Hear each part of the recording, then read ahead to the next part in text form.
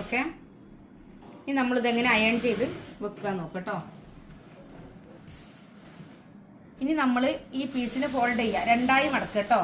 രണ്ടായിട്ട് മടക്കുക. മറുവശം മീൻസ് നല്ല വശം ഇതാണ്, ഇതാണ് ഇതിൻ്റെ ഉൾവശം കേട്ടോ. അപ്പോൾ ഉൾവശത്ത് നമ്മൾ ഇത് വെക്കുക കേട്ടോ, ഈ ക്യാൻവാസ് വെക്കുക ഉൾവശത്ത്. ഓക്കെ, ഉൾവശത്ത് വെച്ചിട്ട് നന്നായി അയൺ ചെയ്യാം.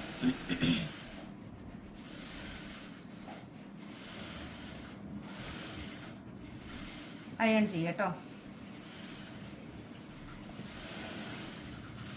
ഉണ്ടോ, അയൺ ചെയ്തപ്പോൾ